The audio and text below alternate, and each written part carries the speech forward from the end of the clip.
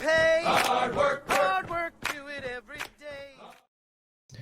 Hello, everyone, and welcome to Snipes Castle, the U.S. Navy Sailors Podcast. Again, it's your host, retired Senior Chief D. LaMonica, as well as my co-host, always with us, the super secret agent, former crypto tech, Miss Velvet Love. How you doing, Velvet? Hello. I'm doing wonderful. So happy to be here. All right. Our other co-hosts, H. Terrell and M. Brooks couldn't make it with us, but me and Velvet are hold down the house for right now. So we got a very special guest for you today.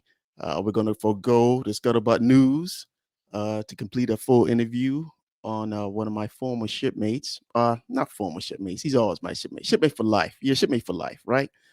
But we got a very special guest with us. I met him when he was a second. He came to us when he was a DC2 damage controlman, second class, made first class, made second class, and then made first class again. So that's gonna be an interesting story. Very interesting story for everybody. So without further ado, what we're gonna do is we're gonna bring in our guest, make way for retired damage control first class SW Jason King. Welcome to the show, Jason. Woohoo! Thank you. There we go. Yay! Welcome, Welcome. Jason. All right. We're on Snipes Castle Live. All right. Welcome to Snipes Castle, Jason. How you feeling? Thank you. Good. All right. All right, Miss Velvet Love. Go ahead and let's get started. Jason, so honored to have you here with us today. I just got a couple of questions so that the audience and myself can get to know you. So I would love to know what is something you want us to know about who you are, and when did you join the Navy and why? Well, I joined the Navy in December of 2000. Was working in the restaurant industry, had a DJ job, part time, loading equipment and helping set up. Wanted a career, wanted something I could be proud of. Eventually wanted to start a family, be able to actually support them. You know, provide a good life for myself and my potential future family. Mm, I love that. And so, what was your boot camp experience that has stuck with you, and where did it lead you to next? Boot camp. I think boot camp was definitely interesting. Definitely didn't realize what physical fitness was until I joined the Navy. Um, Ended up getting on my last PRT. I ended up having to redo it because I was so exhausted. I counted wrong for this girl that I was teamed up with. So she kindly returned the favor because she felt like I didn't give her the right number. Um, so I ended up. So that was the start of an interesting career. So I ended up. Um, but I consider myself lucky because I didn't have to stand at attention during graduation for 3 hours and almost pass out. Um, so during the graduation, I just completed battle stations and I was eating, the grand breakfast that they had for us. Um, and then I went from there. So I got orders to PCU Ronald Reagan CVN 76. So I got the honor of pre-commissioning her, building her, outfitting her, getting her brought over to San Diego in one piece. Oh, Wow, wow. that is for those listening who don't know, that is a really special tour and experience that not many people, even those that have been on many ships, can say they've ever been involved in. What is it called, walking the plank, or what is it? It's called being a plank owner. Uh, So I actually got to stood where the reactor plants are now before they installed them. So it was a pretty cool experience, especially for a first term sailor. wow. Yeah, I never did a pre-com before either. Yeah. They say Wow. it's rough. They say it's rough, but you get the experience. 1,400 people in 4 years were kicked out because you gave all these kids that didn't have money and freedom, and you take 18, 19-year-olds that have all this freedom, and you basically make them work 4 or 5 hours a day and give them all this time off and money. So people, DUIs, the infamous military highway used car dealerships. Uh, uh, so yeah, that was a crash course in what not to do as a sailor for 4 years. Well, you survived Yeah. 1,400. That's crazy. Is hmm Yep. 1,400. 1,404 years. Everything from DUIs to reactor department got caught up in a huge drug ring, gambling ring. There's all kinds of stuff. Oh my gosh, that's crazy. 1,400 people. That's like a a recruiting goal quarter. That's a lot of sailors, man. Well, I mean, it 1,400. was right after 9/11, so they didn't have a shortage of people. So, you got a DUI, you got a drug charge, you were, you know, credit score tanked. They were quick to get rid of people back then. Gosh, man, that's crazy. Military is 14. still hurting today because of all of hmm Yeah. Yeah, I think their recruiting mentality is a little bit backwards. All right. agree. So so when you left that ship, what was your rank?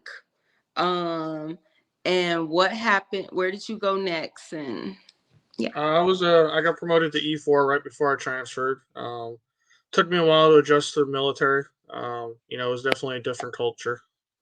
Uh, so I went from E4 right before I left, and then I reported to USS Ross DDG 71. Did a couple deployments on her. How was the Ross? The Ross was interesting. It was definitely a culture shock because going from carrier life where it was all unionized and like you were in your own shop to going to a DDG where you only had, I think we had 12 or 13 DC men and HTs and MRs compared to a ship that had 60 or 70 DC men. So it Mm, was definitely a culture shock. I did meet a good, I had a good mentor from the minute I checked on board. I believe he's retired, but retired Senior Chief Scott Malone. Mhm. hey, He made a very good first impression, and he helped set me up for success on that ship. That's that's good. special. I love that. Um, so can you tell us how you became a DC and how would you describe your job as a DC in the Navy? Would you recommend it? So it was basically an accident. I checked on board my first ship. I was the first fireman in engineering department. The master chief sat me down. It was he actually still works on base. Master Chief Burrow. He was Mm, an MMCM, and he was like, "Hey, what'd you like best about boot camp?" And I said, "Well, firefighter." He said, "All right, you're going to DC division." And I just started learning about it, and I really enjoyed it. I like the fact that we are able to train the crew on how to fight casualty response, how to respond to emergencies. Um, because on a warship, everybody has to be capable because you never know who's going to find a fire, who's going to find a potential situation. So, um, I took great pride in teaching people to be self sufficient, when it came to emergencies because sometimes it's the middle of the night and you're the only one back there. wow, that Hey, is that is phenomenal. Go ahead. hey, King, when you was at MEPS, did you come in as a designated fireman or did I did. you I came in undesignated. okay, all right. And then you got to DC division, and that's when you went the DC route. Yeah, I struck DC, I think 2.5 years later. Yeah. While you was on the Reagan. Yeah, while I think it was right before we left for San Diego, I struck DC.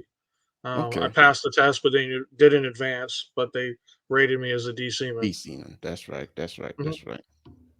Amazing.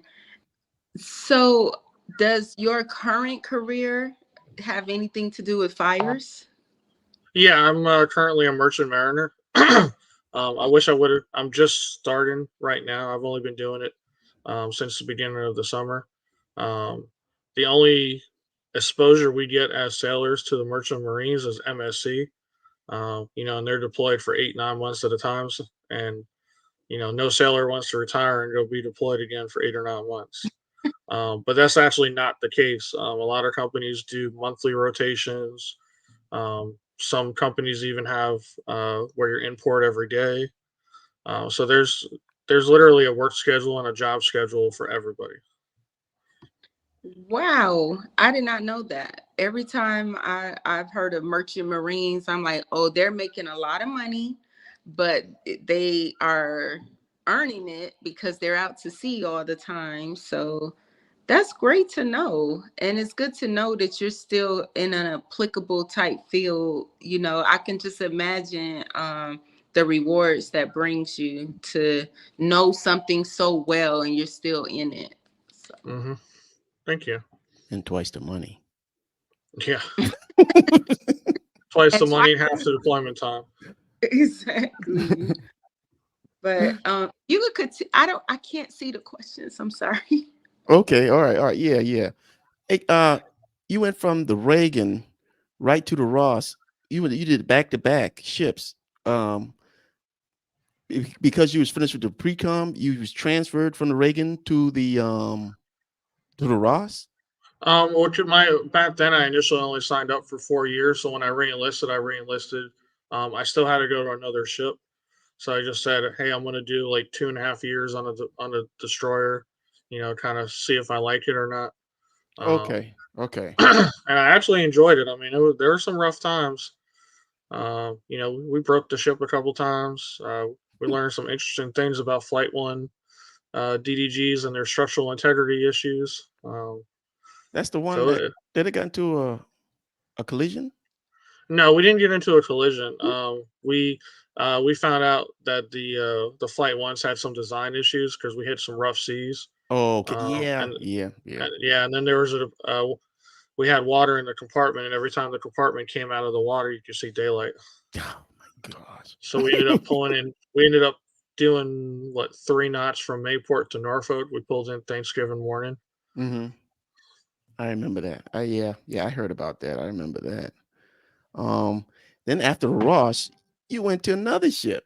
You went to the dang the Vela Gulf. What your seashore rotation wasn't? You still had to do more sea time.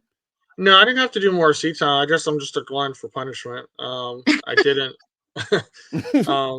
I didn't really see any short duty orders that were appealing, and I wanted to fine tune my rank or my rate, not my rank, my rate, and just get better at my job. And I heard really good things about the Vela Golf, and turned out the Vela Golf was probably my best sea tour that I ever had. Um, Wow. the DCC had to basically order me and tell me you're going to shore duty, like stop, go to shore duty. And he took a personal interest in me. And was like, hey, I appreciate what you're trying to do, but you got to have some time for your family. You got to mentally recuperate. Get away from this sea duty stuff for a while. Go to shore duty. So I ended up taking orders to the brig in Norfolk as a worker, not as a guest. Yeah, that's the best part. Yeah, that's It's the best way. And that that kind of is thing. Yeah. great Uh, story. I can't imagine the number of sea stories you must have. I would love to talk about some of your hardships in the Navy. Uh, Uh, any the main hardships are just deployments, being away from your family. You take 300 people and you shove them in a tin can for 6, 9, 8, 10 months, however long the deployment is.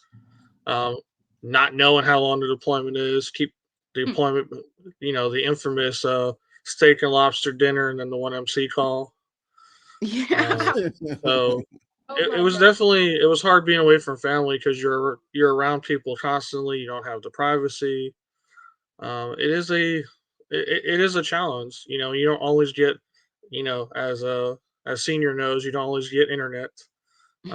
We have sea stories, and there's a portion in his book just about the infamous internet outages that we had.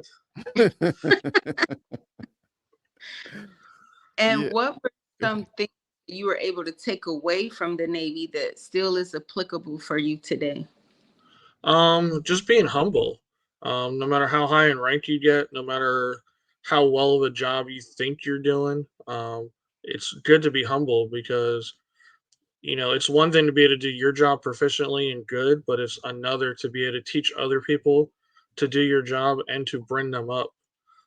It's Mm, satisfying seeing the light bulb come on when you teach them something and they're able to understand it and they're actually able to perform it. beautiful. I agree. So when you was at the break, that's when you met Chief Mason, correct?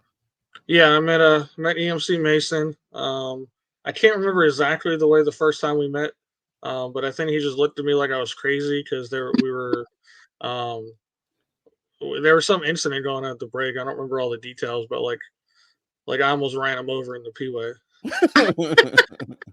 Um, and then I ended up working for. I was on the first 9 months I worked at the break. I was on the guard force rotation, and then I ended up working for him in maintenance.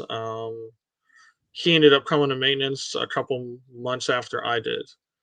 He ended up taking over as the LCPO of maintenance. Oh, okay. Did you like the brig? You like brig duty? Uh, I did. I ended up becoming the second class association president. Um, they were nice enough when I got transferred onto days. One of the main reasons I went to day shift was because I wanted to go to automotive school. Mm, So I basically became the command's automotive mechanic. Um, Everybody would. I had the operations officer. He was a warrant officer. He saw me one day. He's like, "Hey," he's like, "You got school tonight?" I said, "Yeah." He said, he said, "All right." He's like, he threw me his keys. He's like, "Yeah, I need an oil change and a fuel injection clean." I'm like, I looked at him. I was like, "Sir," I was like, "I drive a Chevy Lumina. You drive a brand new Ford F-150, like fully loaded." He's like, "Yeah, I trust you." Okay. wow. I, So yeah, so I ended up. I think the only car I didn't work on was the CO's car, because he had a warranty at his dealership, so he did all the work at the dealership. But Yeah, most of the command would, they'll either bring their cars to me at night at work, at school to work on them because we would do some classroom, and then a lot of our schooling was in the shop, like actually working on stuff, taking apart brake lines, a lot of hands-on experience, and we learned by working on people. Students, had cars they brought in that there was theirs, friends, families, things like that. that's crazy. All right, now we go get into some really good stuff. Now you at the brig, and did you choose the forest, Sherman? I did. Warren Officer Minks. That's how we actually first met. I showed up to the ship when I was looking for orders because one of the people that mentored me at the bridge said, "Hey, before you pick orders, if these ships are in port, go check them out because, you kind of want to know what you're walking into if you can help it. You don't get that opportunity very often. So, they recommend I go to the ship. So I went to the ship. It was in the yards. I got permission. Got permission to go in and tour the ship. Um, I think I critiqued. He was at the time. He was EM1. I think I critiqued him on a gas-free drill he was running. Um, so because I was very prideful in my job, so we butted heads at first, but I came to respect him, and he kept me from making some questionable choices. Oh Um, yeah, with the yeah. yeah with the second DCC that I dealt with. So now, okay, I remember him telling me you had hey, the new DC2 had stopped by to check out the ship. I remember him telling me that. Hmm. And then how I knew you was coming Hmm. is prior to checking aboard for Sherman, you made some post online talking about the DC program. Yeah, and You talked about the DC program, and I was yeah, like, go ahead, go ahead, go ahead. yeah. So in hindsight, I probably shouldn't have done that. Okay, I was gonna ask that. I was gonna Yeah, ask. it was when Facebook was new and sailors were learning to network with Facebook because Facebook became a very good networking tool for a lot of the different rates.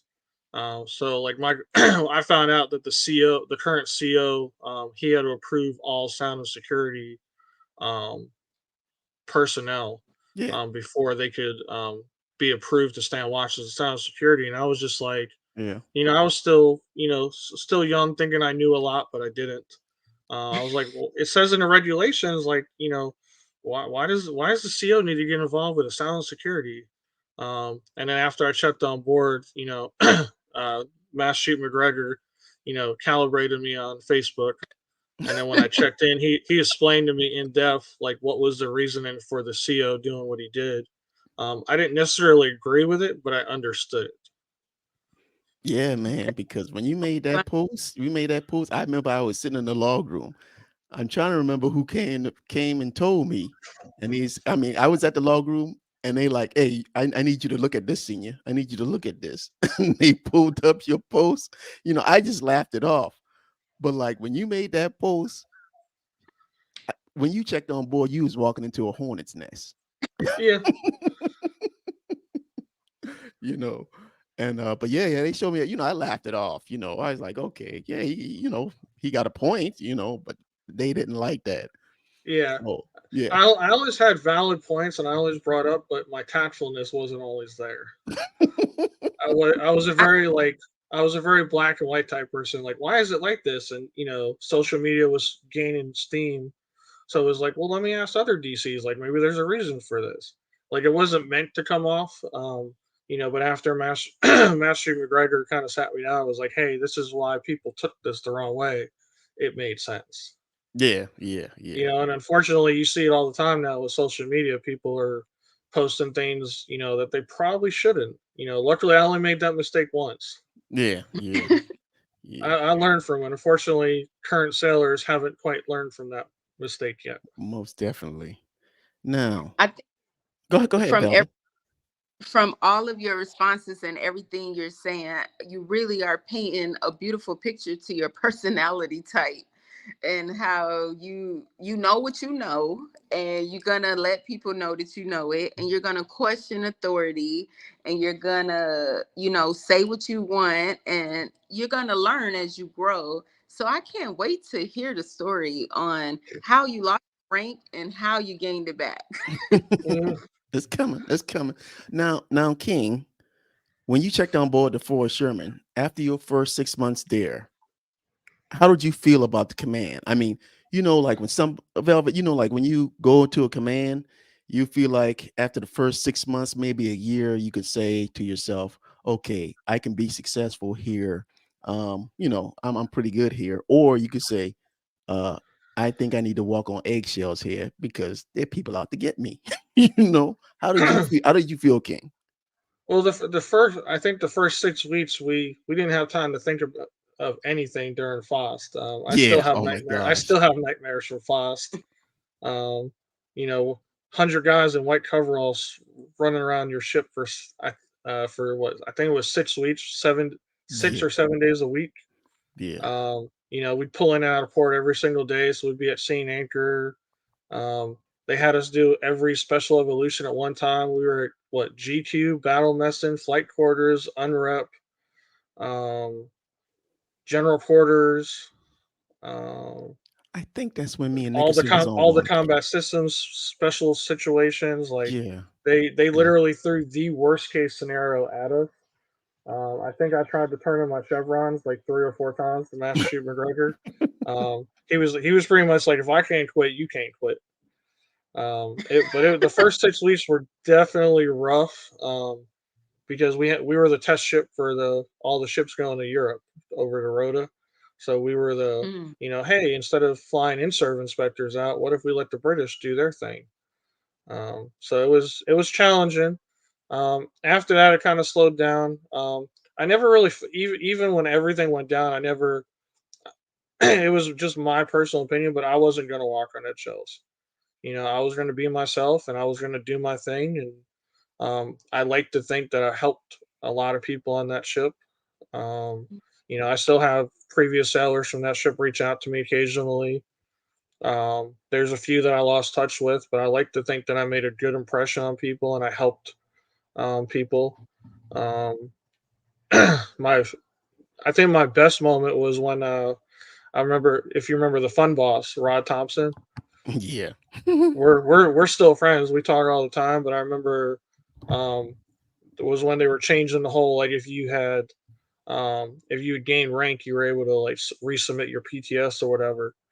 Uh, and he was all frustrated because he was like, "I'm gonna have to get out of the Navy," and I was like, "Hey man, you need to read this Nav admin, because you just made rank. Now you can re-enlist and do all this stuff." And he was like, "Really?" I was like, "Yeah, you need to go see NC1 right now." And he ended up re-enlisting about 3 weeks later, and he ended up Mm, making chief, and he just retired not that long ago. Oh yeah, yeah, yeah. That wow. was he was a cool guy. That was a good guy. I He mean, was the only one. He was the only one that could call the CO and ask for a shout out when he didn't get a shout out. yeah, that was a good guy. He he kept people's morale up Hmm. big He was the time. reason we didn't go. Him and the sock puppets were probably the only reason I didn't go crazy. Oh man. All right. Now there was an incident on Fort Sherman. Hmm. All right. I think it was on the I think what I'm thinking it was on was it on a Sunday? Was that on a Sunday? Because I remember I came down, I'm senior chief, right? Working. I'm working. I need to go to the general workshop for a wrench. I came to the general workshop, I knocked on the door. I think it was Roche that answered the door first. And I said, Hmm. I think I need a pipe wrench. And Roche said, he gave me the wrench. He's like, you don't want to be around here, senior chief. And I told Roche, hey, don't y'all do something stupid down there. I don't know, Velvet, our division, a bunch of crazy cowboys. It's like the Wild West in the general workshop. You ever had that experience with our division people? They like cowboy going crazy out down there. But okay, then I came back to the general workshop to return the wrench, senior chief working, one of the reasons I retired. But return the wrench. Bloomfield came out the door. I gave Bloomfield a wrench, and Bloomfield just did this crazy little smile. He started snickering. And he's like, you don't want to be around here, senior chief. And I told Bloomfield, hey, don't do something stupid. So tell Phil Velvet and all what happened behind them closed doors. Yeah, I didn't remember it was a Sunday. I remember you were. I remember you popped in a couple times. So basically, and this incident happened before on. I guess it was at somebody's apartment. Um, and I had overheard Mash at the time, DCC McGregor. He said something to Bloomfield and the other person involved. I forget his name.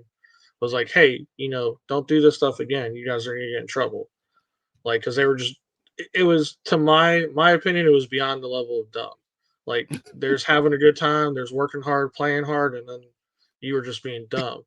So we're all in the shop, and they were talking, and he was like, "Oh, he's like, I'll give you X amount of dollars to let me hit you with a PECU rod."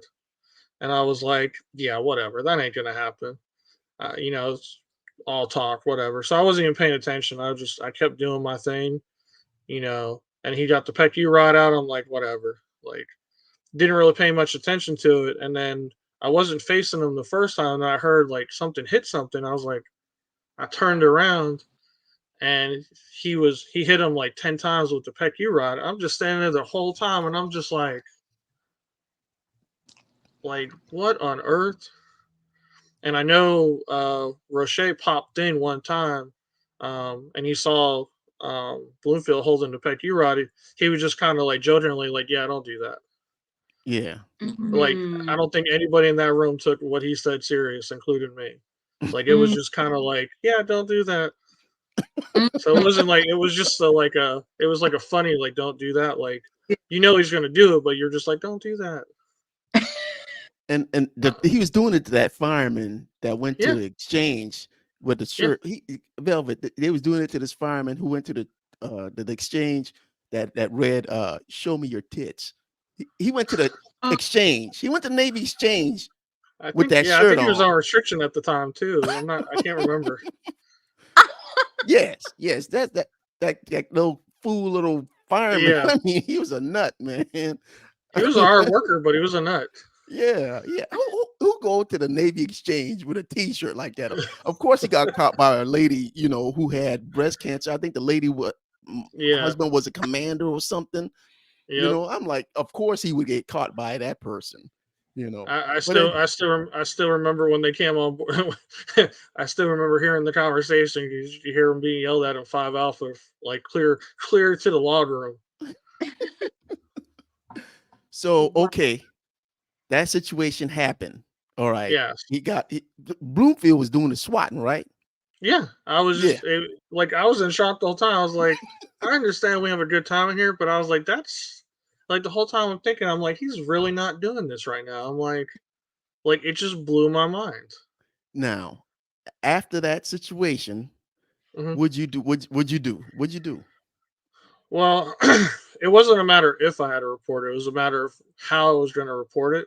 And I knew because of, my mentality and how I carried myself on the ship that they were going to dig into me. Um, and I potentially could get in trouble, like, because that was just the Forrest Sherman way. Where they didn't like you, they found a way to get you in trouble. Um, so first thing I did was I went out and I called my wife and I said, "Hey, I just witnessed this event. I'm like, I don't know what's going on. Like, I have to report this." But I was straight up with her. I was like, they're gonna somehow try and turn this around on me, And I told her, I said, look, I said, they may end up putting me on restriction for 45 days for not stopping it or not doing enough. I said, I feel like I was just in shock, but I said, if I report it, they're gonna dig into this, and this could be a potential outcome. And she told me, she said, do it. She's like, do what you think is right. So I said, all right. So at that point, I went and reported it. Did you go talk to Chief Minks first, or you talk to anybody else? I believe I talked to Chief. I believe I talked to it was the new DCC on board, I think, at the time. I can't remember which DCC it was. Johnston, I think is his name. Yeah, I think I talked to him. And then, oh, no, I did talk to Chief Minks first. Then we went to talk to DCC. And then I think we all came and talked to you. Yeah, the Grim Reaper. You remember I told you Minks? When I told you that Velvet, Chief Minks is the Grim Reaper. Every time he called me on the phone, something bad go happen. I'm either going to mass or somebody getting rolled up. Remember Boyton, the last interview, Chief Minks called me on him, went down there, and now they call me down. They called me down there. I went down there and they The told me what toolbox happened. incident. Yeah, they told me what happened. And like the same, the first thing that goes in my mind just start racing. Then thinking, how can I protect everybody? All right, how can I protect everybody? Yeah. And I told the first thing I said is, who know about this?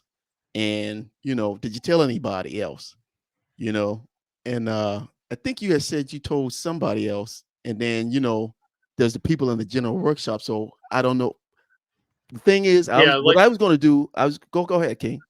I was gonna say, everybody in the general workshop was pretty much in the general workshop when it happened. So, a small ship is like a high school. Like it's gonna get out at some point. Yeah, my first thought was I'm gonna go down there and I'm gonna tell everybody, hey, if we talk about this again and it comes up again when we underway, I'm gonna throw you over the side. All right. That's what I was thinking. But then I was like, it's gonna get out. It's gonna get out. Hmm. And Chief Mink's like, what do you want to do? I was like, man, we gotta call Chang, man.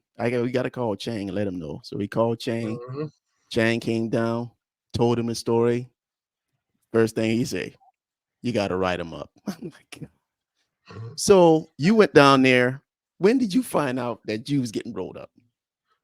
I I think I found out when the MA1, I forget her name, when she called me to the office to sign the charge sheet. Yeah, And it wasn't a complete shock. And because they did a previous interview and they're like, did you say anything to stop it? And I was like, I'm not gonna lie, like I was in shock. Like I didn't say anything to stop it, you know, but I reported it like I was supposed to. Like I didn't want anybody to get in trouble, but like that was the second time this type of behavior. And the mentality of the general workshop was we could pretty much get away with everything.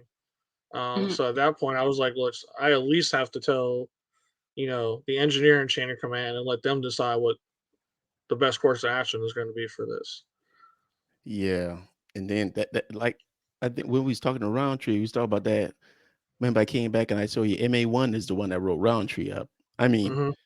if you went down to talk to her, about something else, you probably would wrote up and go to Yeah. mass, man. I'm like, God, she did not care about writing nobody up. I'm like, God. I But personally don't think it was on her. I think the CO we had at the time, that was his pretty much his expectations was if you got in trouble, you were coming to see him. Mm. so how did you feel when you found out you was getting wrote up? I was a little frustrated, but I knew it was coming, so I had prepared myself for it. I was like, Okay. look, I'm just gonna make sure my uniform's squared away. We're gonna go to DRB and SOI and go to Mass, and we'll figure out what happens. All right. So you go to mass, and what did the CEO award you? He awarded me 45-45 reduction in rank. It was the exact same punishment that Bloomfield got. So the person that reported it received the exact same punishment as the person that committed the offense. Yeah. That's Yeah. Yeah. okay. That's not Uh, okay. And Well, that's the Forrest Sherman way. you know, let me tell you something, man. You you you you know you rubbed a few people the wrong way on board the Ford Sherman, and I Hmm. used to come tell you, I was like, yo, man, you need to watch out for yourself, all right? Yep. Because I mean, there's some people like tap dancing, waiting for you to go to mass. You know that, right? Hmm. I was like, and that's so. One of the things I try to prevent my whole career is writing somebody up and sending them to Hmm. mass, because I don't want to go to mass. Because really, when I send somebody to mass, that's like I lost all control. I can't control my own people. I don't like sending Hmm. nobody to mass. That's look bad on me. But there's just some people out there. I mean, they enjoy that. Seeing somebody go out and Hmm. get written up, busted down, take money away, and they out there laughing. That's horrible. I would never want to see that to anybody, even the worst sailor. I don't even want to see that. And I was one of those people that like when there's something wrong or we didn't do something right or something needed to be fixed, I was the first one to speak up. Like, hey, this isn't right, or hey, this why are we doing it this way? Like, I constantly challenge like, why are we just doing it this way? Like, why aren't we doing it in accordance with or like they hated the fact that I read the instructions inside and out. So it Yeah, rubbed a lot of yeah, they people the hated wrong that way shit. because you know, but I slowly learned to be more tactful with senior chief's guidance. I didn't fully learn it till after I did my tour at TPU. 'Cause that's a humbling experience. But Yeah. So did you appeal? Did you appeal a mass? I did appeal the mass, and I took my time. Like I called the JAG lawyer and spoke to them.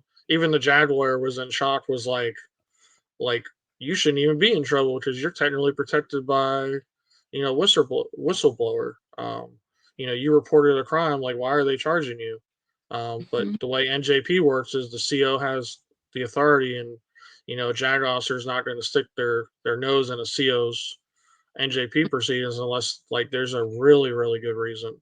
Um, so I appealed it. I remember I appealed it on Friday, and on Sunday I was friends with the CDO. CDO came up to me, man. He's like, I need to know how many times you've been to mass in your career.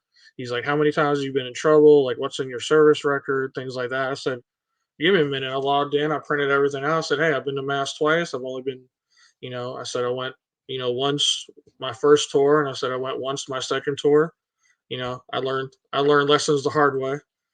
Um, but I said, here's all the information. I even printed it out for the CDO, and he's like, yeah, man. He's like, I'm sorry to make you have to do this. And at that point, I knew the CO was looking for a reason to deny my appeal. He was trying to establish a pattern of misconduct, or because that was the theme on Forrest Sherman: establish patterns of misconduct, so you can either remove them off the ship or kick them out of the Navy completely. So I presented him all the information. I said, hey, look, this was X amount of years ago. There's nothing you can use against me. I said, I've already talked to the JAG lawyer. I said, here you go, and I wrote my appeal. I think I used the max amount of words you can use in the appeal. Like I took my time. I made sure, I articulated everything the right way. Oh, okay. And then what was the outcome of your appeal? So I got called CO's office first thing Monday morning. Um, the CO was like, because I originally said, hey, look, like I even like I put a letter attached to the appeal. I said, look, I said, I just want my rank back. I said, if you want to give me 45, 45, cool, whatever. I said, I'll take it. I think we were doing an engineering search, so we all lived on the ship pretty much anyway. Yeah. So I was like, here, just do this. So, um, you know, showed up. He was like, hey, he's like, I thought about it over the weekend. He said, I'm gonna give you your rank back, but he said, I'm still gonna enforce your 45, 45. And the CO, he's like, so you're gonna drop your appeal now, though, right? I said, nope. And he's like, why not? I said, because I know you were looking in my past, and I said you were trying to establish a pattern of misconduct. I said, I'm going to submit my appeal, and if the Commodore denies it, then they deny it. But I said, at this point, I'm taking it out of your hands. Mm. He ain't like you. No, he didn't like. He didn't like.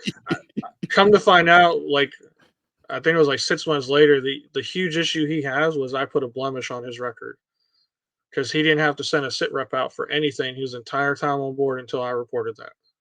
Mm. Yeah, they holding grudges. That was Commander Bush, Mm-hmm. right? Yeah, I played nice. I was at his change of command ceremony. Like I was one of the ushers for like all the food and stuff in the hangar bay. Like I was just like, look, like it is what it is. I'm not going to harp on it.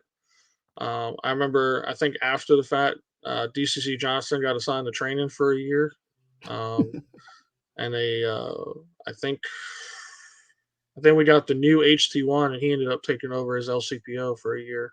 Yeah. Okay, but yeah, that's crazy, huh, Velvet? Yeah, the crime did not fit what happened, and I just hate that happened to you because they messed up. But the best part is you had a great attitude about it, and you were prepared for it, and you won in the end. So I'm happy about that, and that came with it.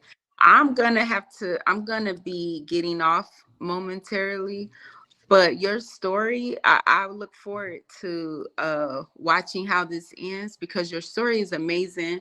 You're an incredible man. You were an incredible sailor, and your family. You're gonna see that churning, through your lineage and your legacy because you got it going on. Well, So thank thank you. I you. appreciate that. Very welcome. All right, Velvet. Thanks for joining us, and go look after your daughter. Bye bye. All right, all right. Now, I had you stayed on.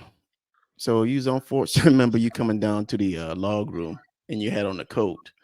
And I think it was me and Art Minks in there. And then you took off the coat. You was eating something. I remember you was eating something. You was at the computer in by the wall. And you took off your coat and you showed us your crow because you got your crow back. And everybody like, oh man, he got his crow back. Because everybody was like whispering, King got his crow back. Yeah, it was there's a lot of people. There were some people that I thought that I got my crow back because my wife at the time, she was part of the FRG, and I think she was supposed to end up being the ombudsman, but I think that incident, they kind of after that incident, they kind of pushed her out of her position Yeah. because they didn't feel it was appropriate for somebody that just got in trouble for their wife to be part of the FRG or an ombudsman or anything like that. Mm-hmm. Yeah, that's sad right there. Mm-hmm. But it moved on.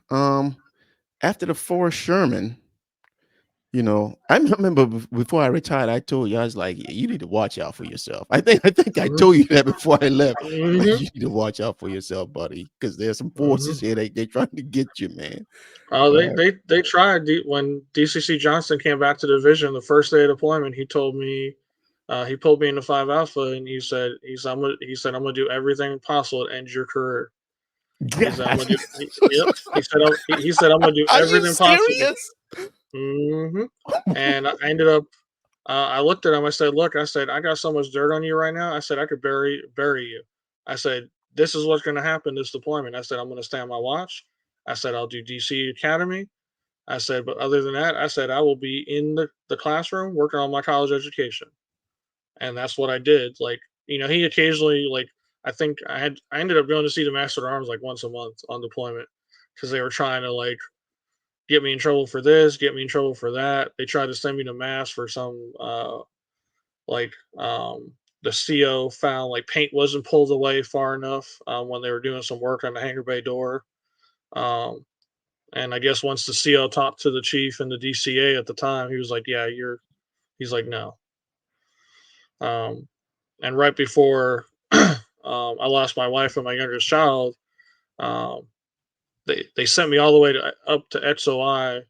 The EXO dropped two of the three charges, and then the CO's mask was me sitting in the EXO in the CO stateroom.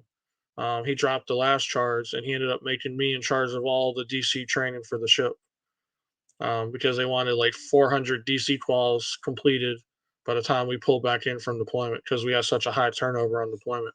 Mm-hmm. Man, oh man, what you got out there a first class? God damn, you went to Mass again. Still don't know how I pulled that off. So, how'd you get going from Fort Sherman to TPU? Well, my daughter ended up passing away a month after I was put in charge of the training program. It was about 6.5 months into deployment. So they ended up sending me home, and then my wife passed away 6 weeks later. So they were just like, "Hey, you only got like 8 months left on the ship. We're just gonna send you to shore duty." Don't know why the Navy, in their infinite wisdom, said, "Hey, let's send somebody that suffered a loss like this. We're gonna send them to TPU and be in charge of the discipline barracks." Oh my gosh. Oh my gosh. And I remember while I was out there, I was working at my convenience store, and somebody reached out to me and told me, and I was so heartbroken to hear that. I was Yeah, so heartbroken. And like everybody knew. I mean, mhm, you love that woman, you love your wife. Everybody mhm, knew that, and she loved you. I mean, she's part of the command. She was the yep. ombudsman. Everybody knew her. Were And you there when she went in there and yelled at DCC? McGregor.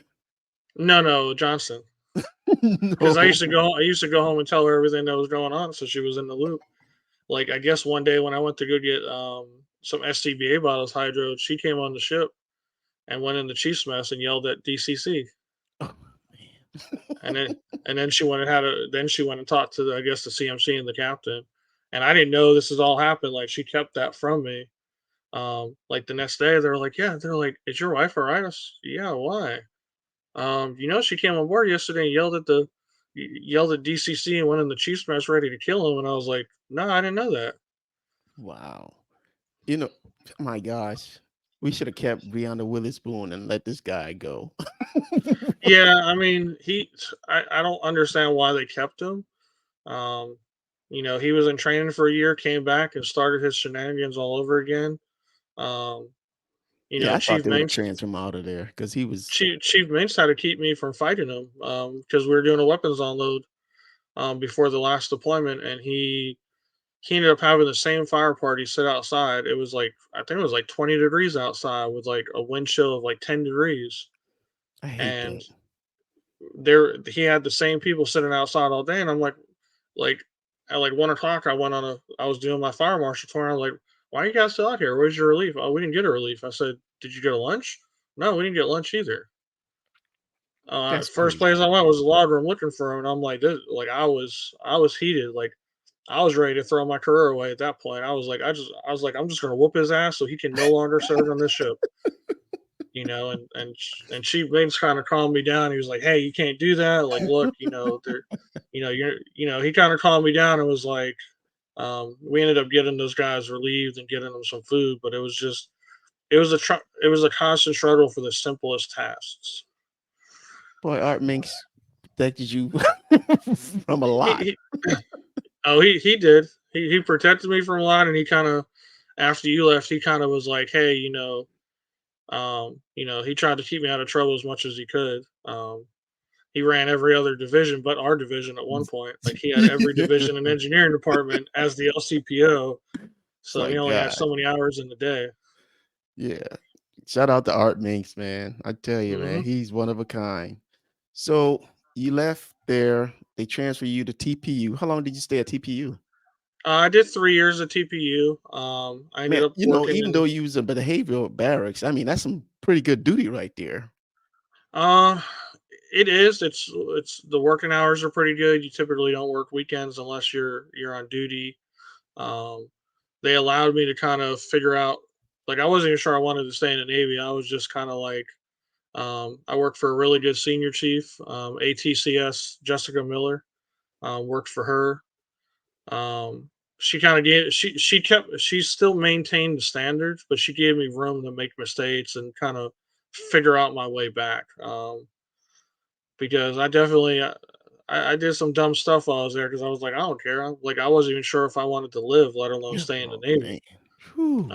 So she checked on me every day. She gave me room to make mistakes, but she held me. She still maintained that standard. She was like, "Look, she's like, I know life sucks, but you still need to maintain a standard. You wear that uniform. It's not an option for that standard." And then I had worked for an MMCM and a ENC. They really kind of helped me. They put a foot in my ass. They said, "Look, they said you've been through some stuff, but you're at a point now where you need to shit or get off the pot." So they kind of forced me to decide, hey, am I going to stay in the Navy and finish out my 20, or am I just going to throw it all away and go figure something else out? So I ended up Hmm. staying in, got my PT scores back up, got my command duty officer qualification, ended up being in charge of maintenance for a while, all the different programs. I was in charge of all the guys you saw in Navy Times. Oh yeah. Yeah, it was like Forrest Sherman 2.0. It was like all the chiefs from Bahrain, all the different, you know. I was at the court martial that changed the way the Navy does your analysis because there was a guy that got off because one of the bottles leaked a little bit. So after that, they made it mandatory that all the bottles go in baggies now. Okay. Man, that's crazy. Yeah, I learned a lot about the UCMJ, a lot about the court martial process. Learned a lot about how to deal with people with troubled issues. There was a sailor we had from the USS Fitzgerald. He came through like 3 weeks after the incident occurred. Hmm. And I was on watch. It was like 2 in the morning. He came through, and I was like, "Oh, we were talking." And he filled out his paperwork. I was like, "Oh, you're from the Fitzgerald." I said, I just started asking basic questions, and I was like, if you don't mind me asking, what happened? He was like, "Oh, he's like, I was in the berthing that flooded. My LPO died right in front of me." Mm, Um, man. like after talking to him for about 5 minutes, I was like, "Where are you going next?" He's like, "Oh, they're sending me back to a ship."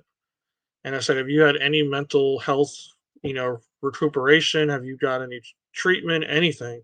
He's like, "Yeah, I had 30 minutes with Fleet and Family because they were so overwhelmed."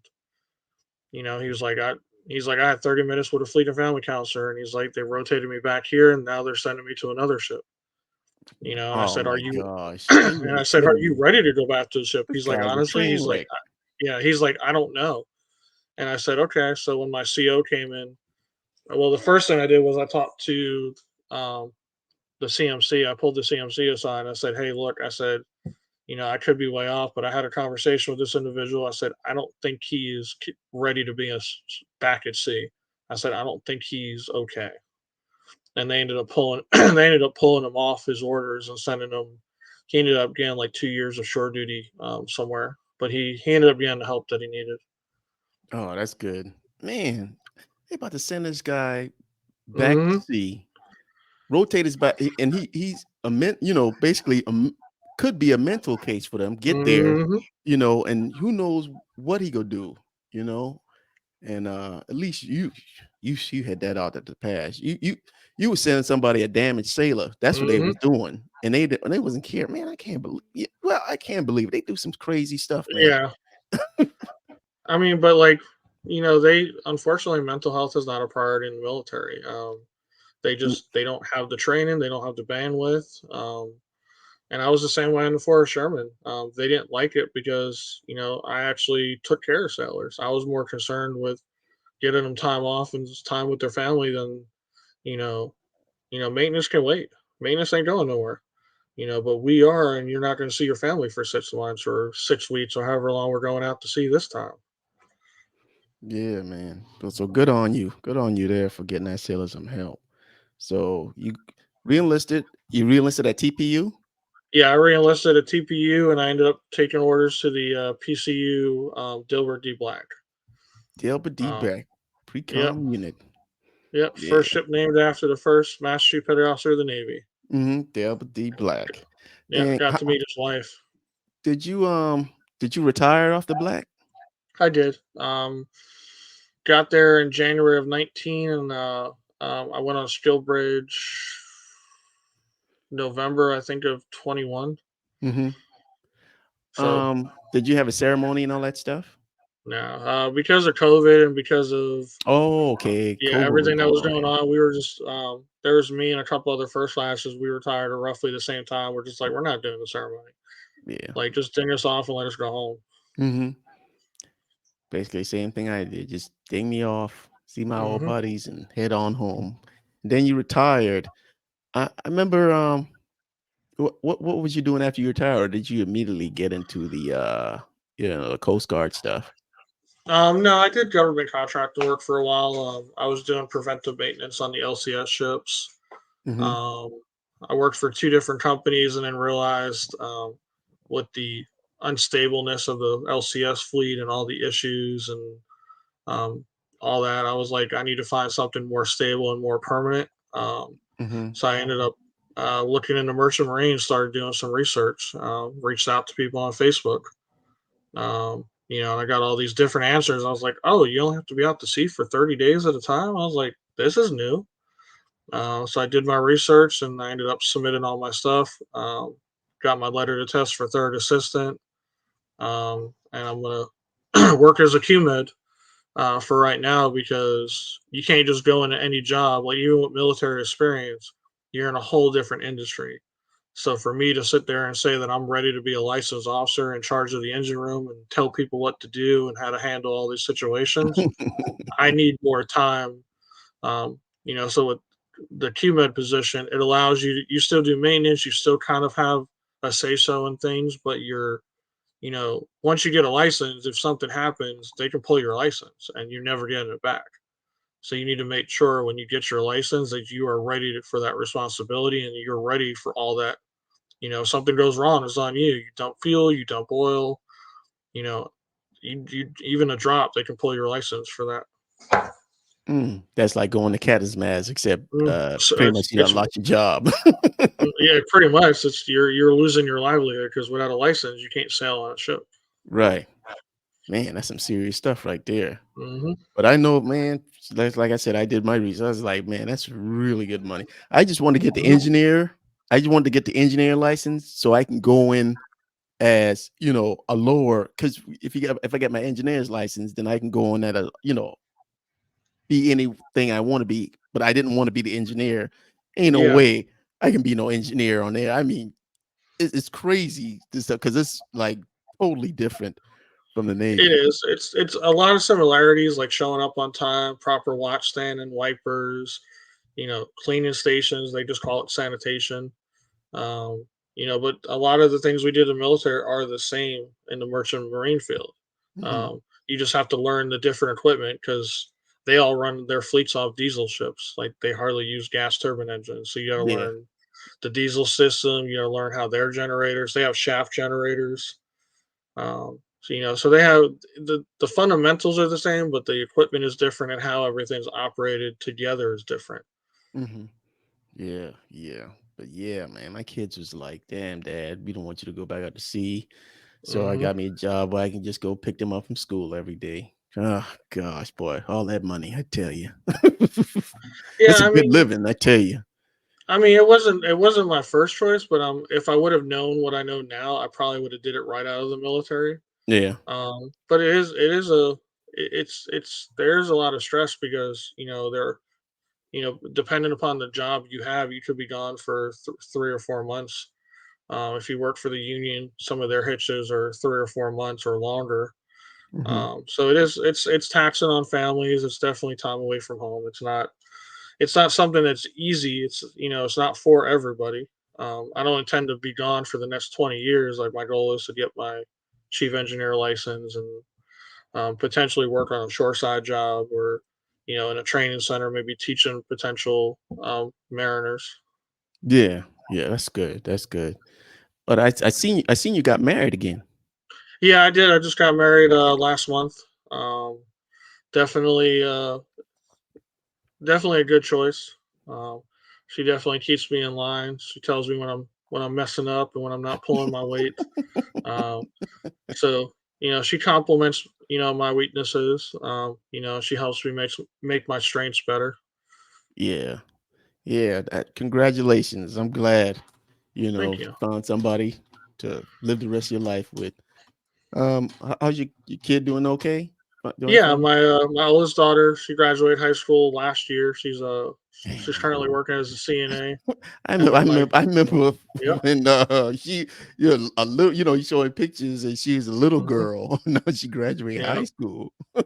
yep. My son will be 14 tomorrow, so we're taking Whew. him go karting tonight, and he's having teenage kids is definitely challenging. I will say for sure, all the challenges that I dealt with on the Forest Sherman definitely prepared me to deal with the loss. And it helped me deal with a lot of the stressful challenges that come with life. Hmm. Because you were there. Were you there for HT1 when he passed away, or were you gone at Yeah, that point? yeah. No, no, I was there. Actually, Yeah, I was on duty. He was in my duty section, and yeah. we're having a memorial for him get together on November 4th on here. Okay. Yeah, yeah. So you're invited. We invited Richard Hernandez. I can't even remember the girl name. They called her Taffy. Um, the Oh female. yeah, the HTFN. Yep, I Yeah. remember her. I remember I showed up to the Acevedo, ship that day because I Roche. was going to relieve Hernandez. And he said he was all right to keep the duty because I was like, as soon as I heard about that, I went to the ship and I was like, I told he was HT2 at the time. I said, "Hey man, you need me to take your duties for you? Like, look, I got my uniform on board. Like, say the word." And he was like, "No." He's like, "I can deal with it for now." Yeah, yeah, but yeah, we're gonna do it November 4th. That's Saturday. We're gonna do like a little memorial. Women talk about suicide a little bit, and then just give them a little shout out because um a lot of people still remember that day, and then it still affects them. hmm And a lot of people don't understand, man. People don't think that they're important to other people. That you hmm just pass by in the hallway and say hello on the ship or whatnot. But hmm like when he did that, I mean, he affected a lot of people, hmm because some people ain't ever dealt with that before, Yeah. So yeah, we're gonna have a little bit more for him on November 4th. Yeah, we butted heads a lot, but I respected the fact that he came to work every day and gave it his best. Yeah, yeah. Like we definitely argued a lot. Like he came from the Riverines, so their mentality is different than the DDG mentality. So that we were constantly butting heads, but I respected him for what he did, and I respected, the fact that he came on board because they hadn't had an HT1 in a while, and he kind of turned the HT side of things around, and really taught those guys how to weld and braze and how to handle stuff. Yeah, yeah. Shout out to HD1, but we go talk about him more November 4th when we do our little memorial for him. All right, there, King. Look like your life has come full circle. You're retired, getting that Yep. check every month. Now you about to get them big dollars from the Yeah. Once merchants. got to get through school first. To Get to like school the first. QMed school is not a joke. It's basically like relearning everything all over again. Like I said, Fundamentals. Yeah. when I took them tests, I was like, hmm man, they really want you to be an engineer. Oh You know? yeah, like they expect you to be all around engineer. It's not like they expect you to troubleshoot electricity. They expect you to troubleshoot the diesels. They want you to know how to troubleshoot hydraulic equipment.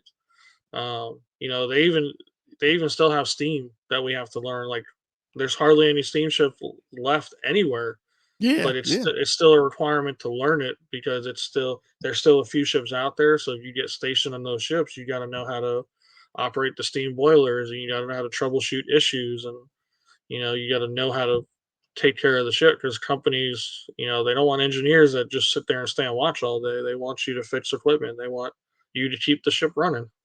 Yeah, yeah, yeah. So yeah, it's complex. But yeah, you Hmm. seem like you coming along, man. You getting it done.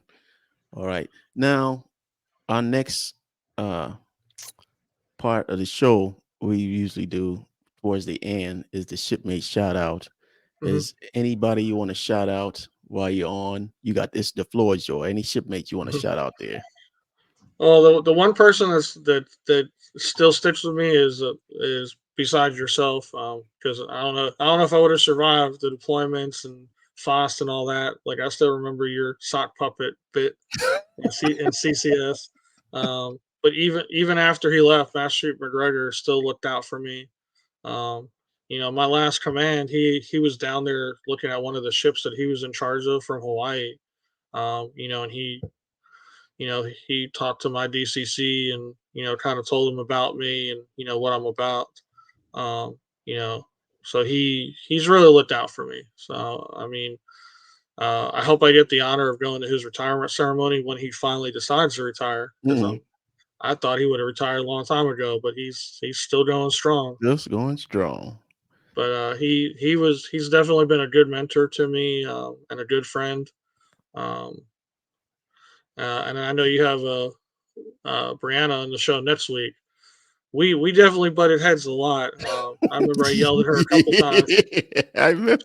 She kept trying to get my DCPOs to come down and fill SCBA bottles, and but yeah, it was incredible the things she accomplished while she was on there. Because it was not an easy feat to do anything on that ship. So between her and Master McGregor, those are the two people that really stick with me. Um, and then the other the other one that sticks with me, I credit them for saving my life is the MMCM Grady and ENC Coleman. They're both retired now. Mm-hmm. Um, and ATCS Jessica Miller, all retired. They in essence saved my life. I don't know if they ever realized it, but they definitely did because they kept me to a higher standard and they gave me the room to grieve and deal with everything I needed to.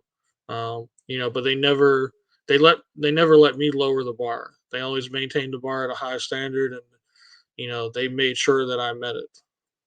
Mm-hmm. Yeah, man. All those shipmates, shout out to y'all. All right. That's from retired damage controlman first class Jason King. My shipmate shout out. I have to give a shout out that on my previous shows I've been shouting out all of, because it seemed like we went through this time where we didn't have any second classes, and the third classes Hmm. like was stepping up big time in engineering.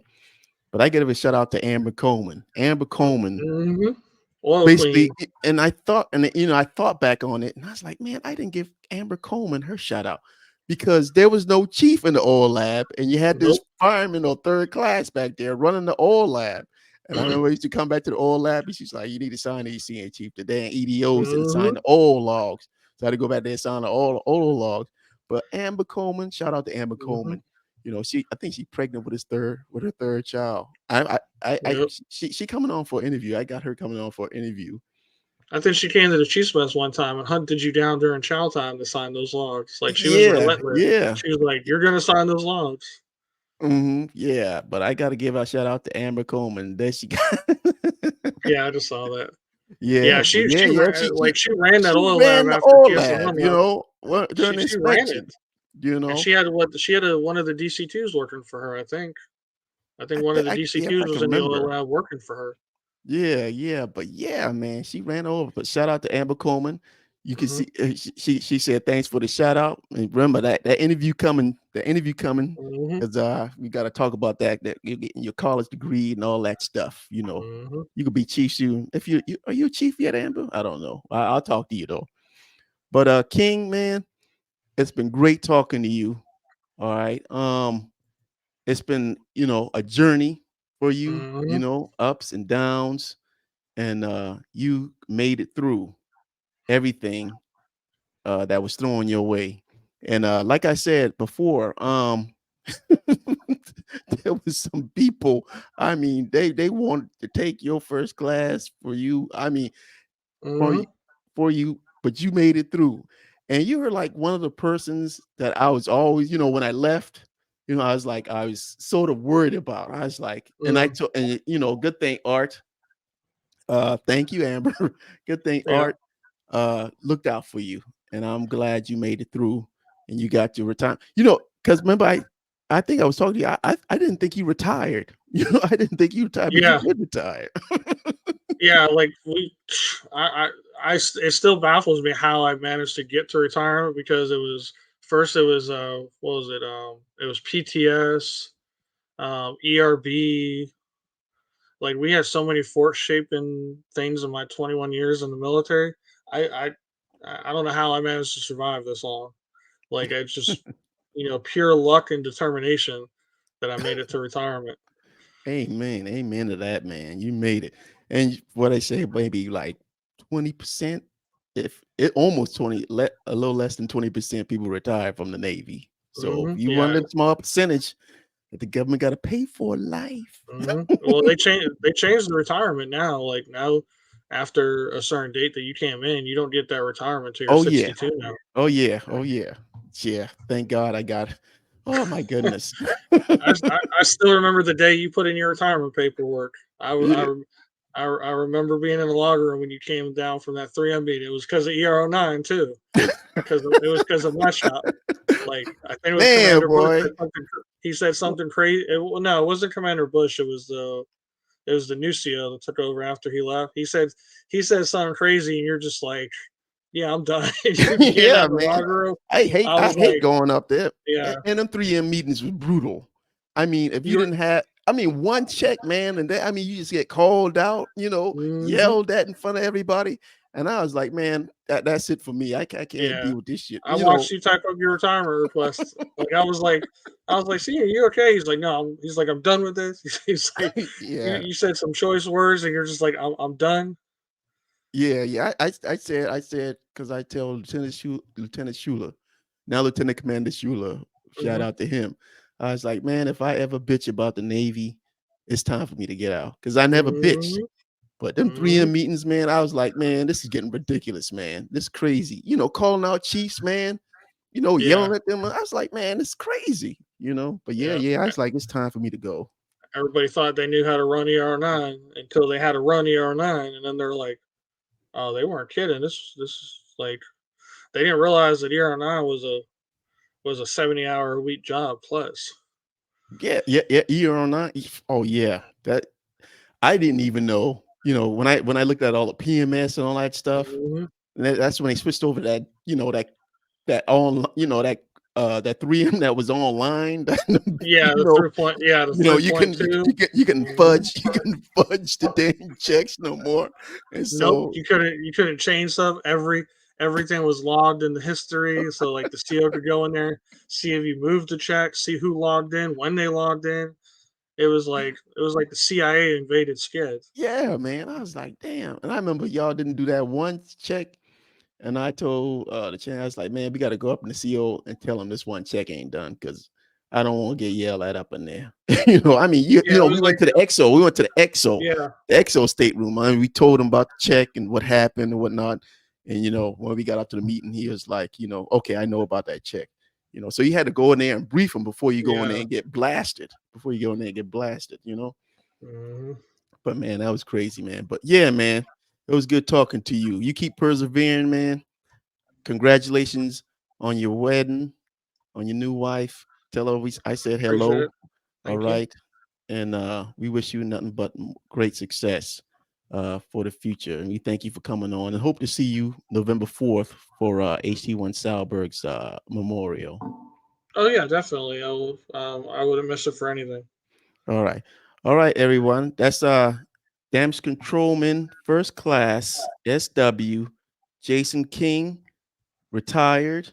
All right. We got to give him a applause. We give him applause. Yeah, we give him You gotta do tap dancing too for all those people that are still tap dancing, hoping I failed. All right, stick it to him, Kane. Keep sticking to him. All right, everybody. Hey, for you watching out there, we appreciate you. If you hadn't gotten an email from me yet, no, I hadn't spoken with you, I'm gonna go through everybody. All right, everybody. I'm not just doing engineers. I'm doing everybody I serve with because everybody got a different story about the Navy. And I'm gonna be reaching out to you so you can come on here and we can talk about your Navy career and what you're doing. All right. Again, King, thanks. All right. Thank y'all for Thank you, watching Senior. Snipes Castle. Thank you, Admiral Coleman, for the shout out. I'll be talking to you real soon. Oh, let me see what she say. That's Yeah, just we it's called her Mini Top. Yeah, Rushay said he was a 3MA, pure fun. I know, man. Jeez, you know who know 3M real good? It was Laura. Laura was a bad dude with Yeah, 3M with that thing, man. Oh yeah, oh yeah. yeah. I didn't make Roche's job easy because I used to fiddle with 3 point. I used to fiddle with scale all the time and change things around and reschedule stuff. And like he was just like, man, he's like, why are you rescheduling all this stuff? I was like, because I don't have anybody to do it. It was crazy, man. Oh, I hated that 3M, man. But again, everybody, hey, everybody out there, I appreciate y'all for watching. All right, y'all have a good day. Again, fair winds, falling seas. And if you hadn't heard from me, you'll hear from me soon because you're gonna be on here interviewing. Again, King, hey, appreciate you. Thank you. Keep doing what you're doing. Again, keep persevering, and thank you for coming on. Thank you, Senior. All right, take it easy. Bye-bye. Hard work, work, hard work, work. Hard work, work. Hard work, work. Hard work, that's what they say. Hard work.